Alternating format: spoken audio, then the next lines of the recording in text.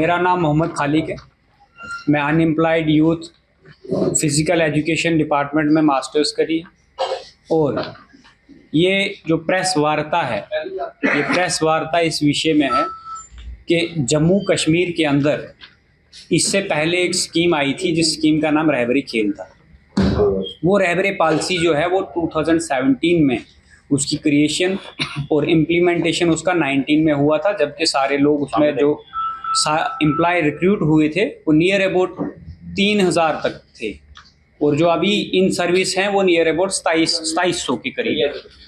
और ये प्रेस वार्ता जो है, ये प्रेस वार्ता इसलिए की जा रही है कि 100% रिजर्वेशन किसी भी समुदाय के लिए कानून का उल्लंघन है। इसलिए जब जो 2019 में इसकी रिक्रूटमेंट हुई है, तब से आज तक परमानेंट एम्प्लॉयमेंट कोई भी हमारे department youth service and sports में नहीं आया है। और उससे पहले भी 2010 में मास रिक्रूटमेंट नहीं हुई थी, लेकिन रिक्रूटमेंट हुई थी, और 13 में कोई मास रिक्रूटमेंट नहीं हुई थी, कुछ बैकलॉग की पोस्टें जो है वो फिलअप की गई। तो 10 पिछले 10-15 सालों से कोई भी परमानेंट रिक्रूटमेंट नहीं हुई है।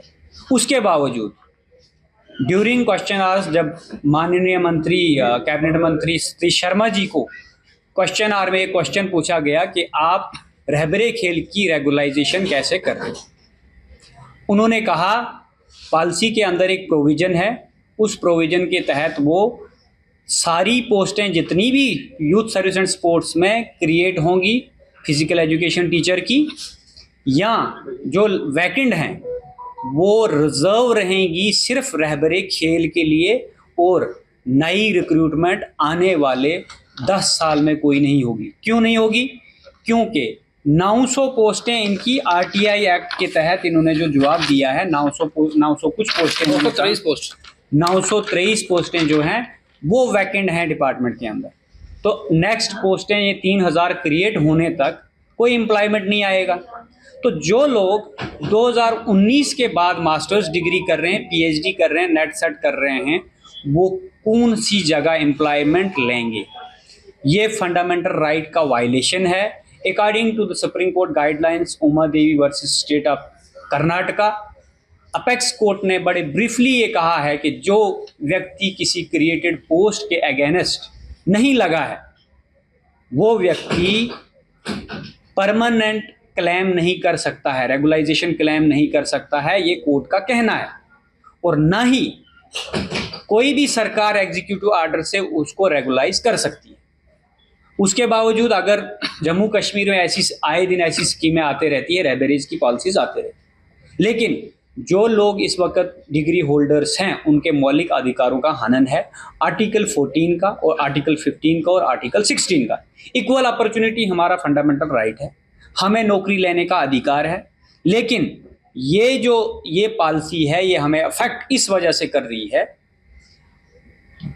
अगले 20 साल आने वाले 20 सालों में कोई भी नौकरी नहीं आएगी। और हमने कहाँ रिक्रूट होना है? क्योंकि हमारी +2 की पोस्टें जो एडवर्टाइज हुई उसमें हमारी +2 की लेक्चरर की कोई पोस्ट नहीं आई। क्या डिमांड है?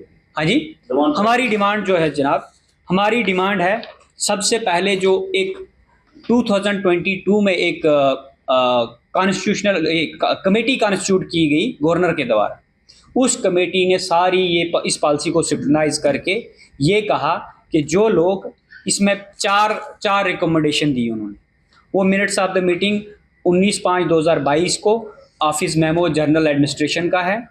उसमें उन्होंने कहा कि इमीडिएटली जो फेक डिग्री होल्डर्स हैं या कोई भी डिग्री होल्डर्स हैं या जनवन नहीं है, उनको इमीडिएटली रिमूव किया जाए। दूसरा उसमें था हाइक ऑनरेरियम का, जो कि उनका हाइक हुआ। उसके बाद सर चौथा जो था वो था अनफ्रीज्ड पोस्टें करने के लिए रिकमेंडेशन डिपार्टमेंट ने दी थी।